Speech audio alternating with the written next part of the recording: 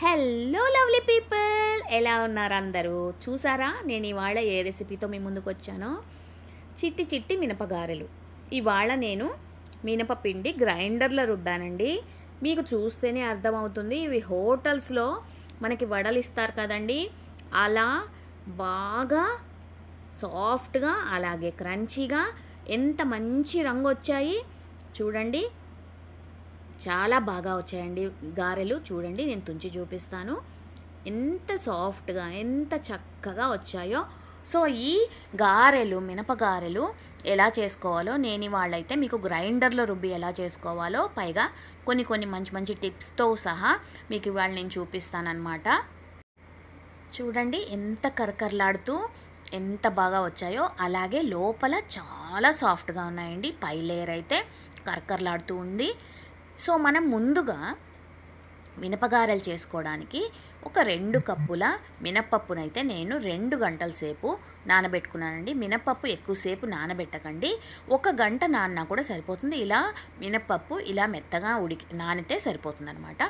So గ్రైండర్లో మనం బాగా చక్కగా కడిగేసుకుని ఈ మినపప్పుని వేసేసి ఒక 2 చెంచాలు చొప్పున నీళ్లు వేసుకుంటూ మధ్య మధ్యలో దీన్ని సాఫ్ట్గా రుబ్బుకోవాలి. ఇది మనకి ఇప్పుడు వేసినప్పుడు ఇలా ఉంది కదండి, ఇది ఏమవుతుందంటే మినపప్పు కలర్ గోధుమ రంగులో ఉంది కదా, ఈ పిండి స్టార్టింగ్లో గోధుమ రంగులో ఉంటుంది.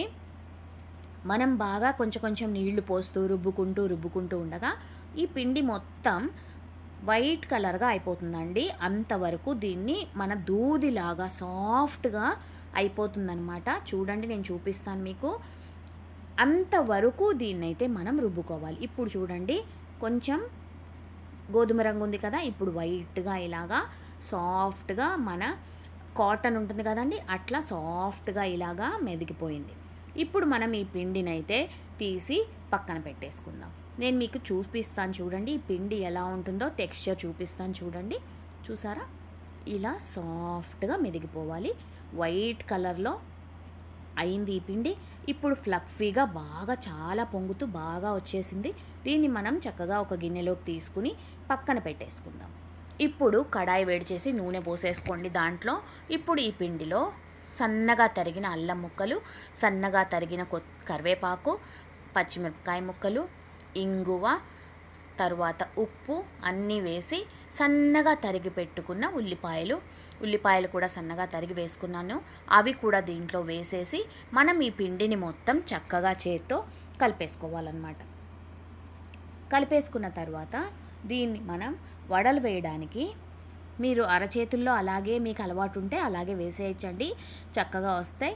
లేదంటే మీరు ఒక ప్లాస్టిక్ కవర్ కానీ లేకపోతే ఒక అరిటాకు కానీ తీసుకుని ఇలా చిన్న వడలు చేసుకుని నూనెలో వేసేసుకోండి. ఇవి మీడియం ఫ్లేమ్లో పెట్టుకొని వేయించుకోండి. అప్పుడే మీకు పైన బాగా వేగుతుంది, లోపల వరకు పిండి బాగా ఉడికి బాగా సాఫ్ట్గా వస్తాయన్నమాట వడలు. మీడియం ఫ్లేమ్లో పెట్టుకోండి. ఇలాగ మనం చక్కగా చిన్న గారెలు ఇలా నూనెలోకి వేసేసుకోవడమే. దీన్ని మధ్యలో ఇలా తిప్పుతూ చూడండి, మీకు వేసినప్పుడే తెలుస్తోందా ఆ టెక్స్చర్, ఆ సాఫ్ట్గా బాగా వడలు పొంగి ఎంత చక్కగా వచ్చాయో. సో ఇవి మనం దీంట్లో ఎటువంటి బేకింగ్ సోడా కానీ ఇది కానీ సోడా ఉప్పు కానీ ఏమీ వేయలేదు. చూడండి ఎంత మంచి కలర్ వచ్చాయో.